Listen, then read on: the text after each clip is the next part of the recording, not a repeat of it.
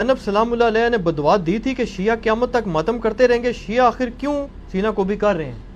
یہ میں سنیوں سے پوچھتا ہوں کہ شیعہ کیوں سینہ کو بھی کر رہے ہیں؟ میرے آفس میں وہ 5-6 سنی اکٹھے ہو کے آگے، تو میں نہیں جانتا تھا کہ یہ میرے لیکچرز دیکھتے ہیں. کچھ اہل حدیث تھے، کچھ دیوبندی تھے، کچھ بریلوی تھے.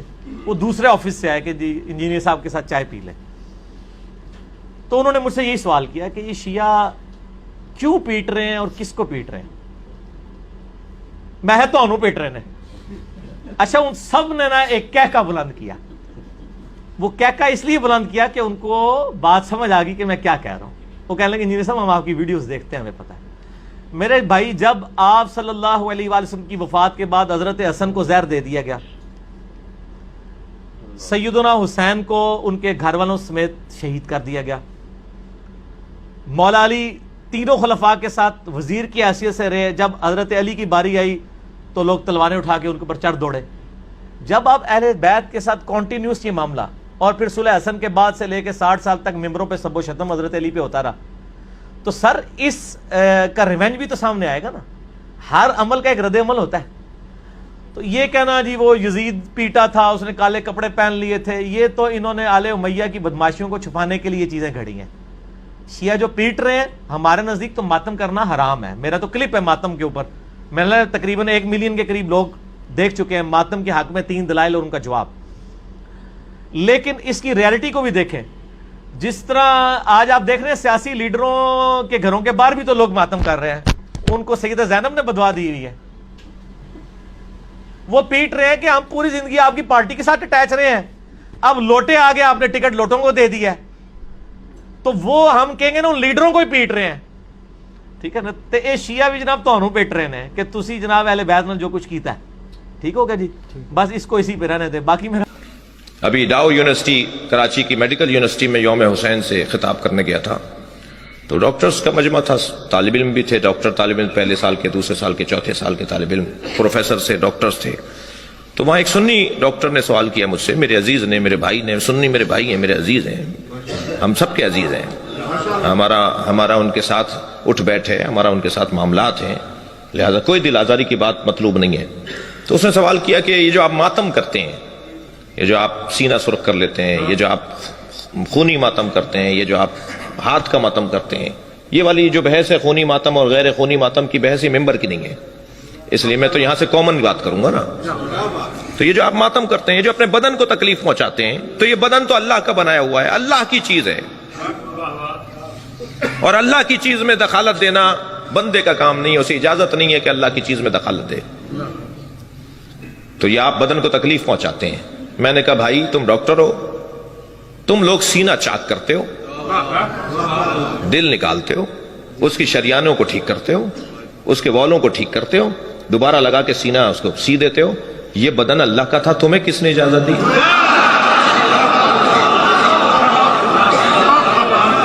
یہ اللہ کی امانت تھی، تمہیں کس نے اجازت دی؟ تو کیا جواب آتا ہے تمہارا؟ جواب یہ آتا ہے کہ بڑی مصلحت کی خاطر، اس کی حیات کی خاطر، اس کی زندگی کی خاطر ہم اس کے سینے کو چاک کرتے ہیں، اسے تکلیف پہنچاتے ہیں، دوبارہ اس کے دل کو ٹھیک کر دیتے ہیں، اس کا بدن دوبارہ سے زندہ رہے، دیر تک زندہ رہے. مصلحت زیادہ ہے، مفسدہ کم ہے. میں نے کہا یہی جواب ہمارا بھی ہے. ہم جب اپنے سینے پہ ہاتھ مارتے ہیں تو لوگوں کو حسین کی طرف توجہ دلاتے ہیں، اور اگر حسین کی طرف توجہ ہو گئی تو ساری خوبیوں کی طرف توجہ ہو جائے گی. مقصد ہمارا بڑا ہے، ہم اپنے بدن کو تکلیف پہنچا کے بڑے مقصد کی. شہید زندہ ہوتے ہیں اور زندہ کا ماتم کیوں کرتے ہیں؟ مجھے تو آج تک مسلمانوں کی پالیسی سمجھ میں نہیں ہے. ہم ماتم کریں تو کہتے ہیں زندہ ہیں، ہم مدد مانگے تو کہتے ہیں مردہ. اگر ہم کہیں گے یہ زندہ ہے تو پھر کہتے ہیں کہ نہیں جی مدد مانگتے ہو، یہ تو مردہ ہے. خدا نے 6 پارہ شروع یہاں سے کیا ہے. نہیں پسند کرتا اللہ اونچی آواز پہ رونا، مگر جہاں ظلم ہو وہاں اجازت. اگر تجھے زندہ کے ماتم کی اتنی تکلیف ہے، یعقوب کو پتا تھا کہ یوسف زندہ ہے،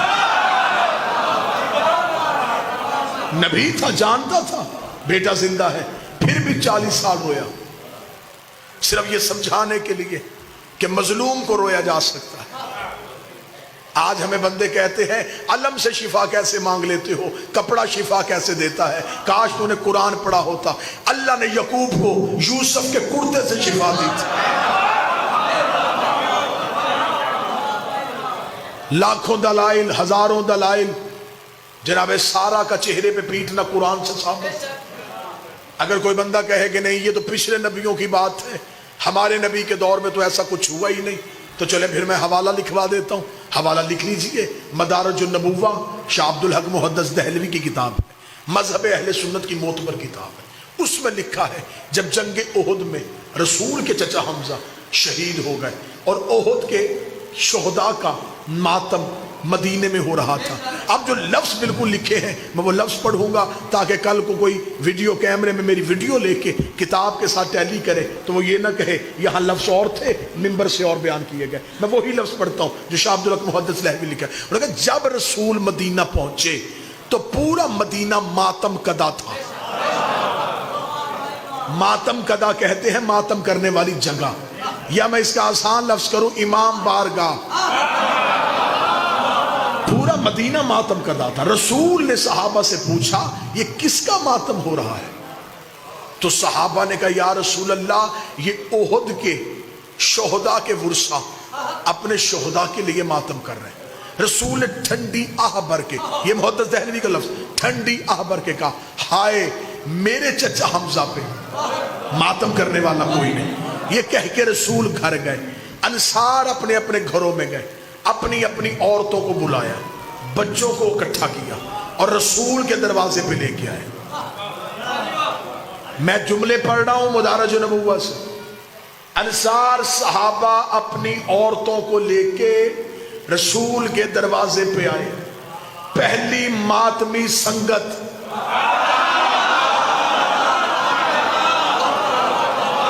صحابہ کے گھروں سے نکلی.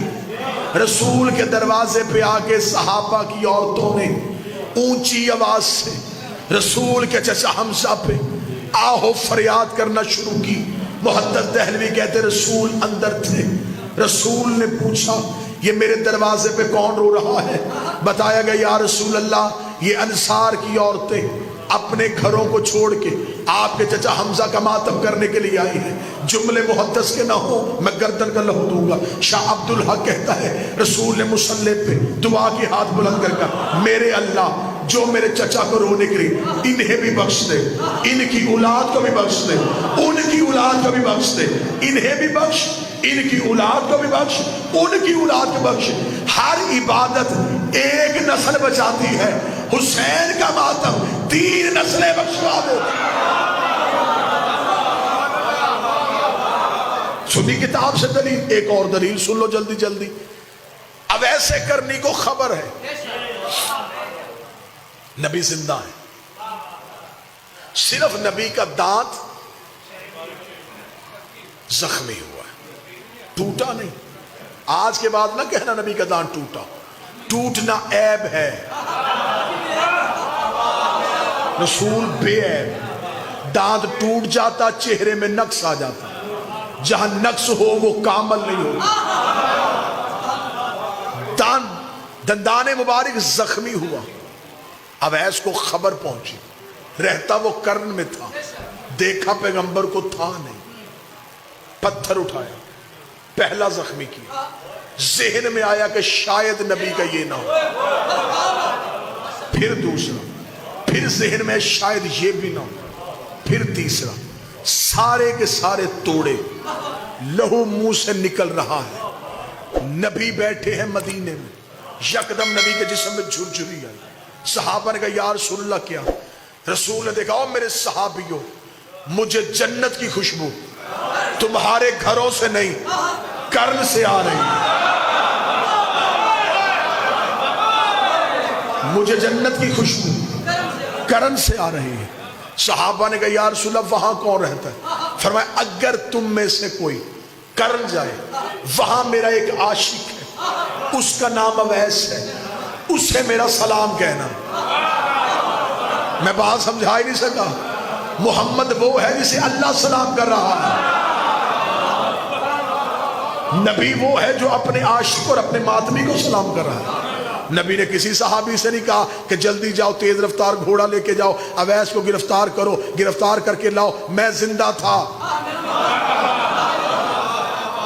اس نے زندہ کی یاد میں ماتم کیوں کیا نبی نے کہا اسے جا کے خوشخبری دو کہ تمہیں نبی سلام کہہ رہا ہے چل نبی نے تو محبت میں کہہ دیا تھا خدا ہی کہہ دیتا کہ جسم میرا تھا میں نے تجھے امانت دی تو نے اسے زخمی کیوں کیا خدا نے بھی لاڈ کی انتہا کر دی خدا نے بھی جنت سے کیلا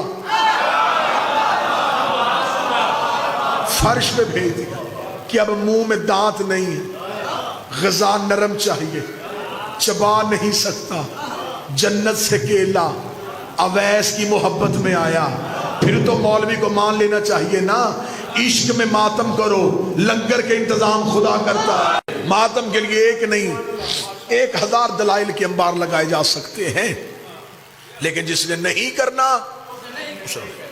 ماتم رسم نہیں ماتم عشق تیرا دل تڑپے کہ 2 ہاتھ سینے پہ مار اسے ماتم کہتے ہیں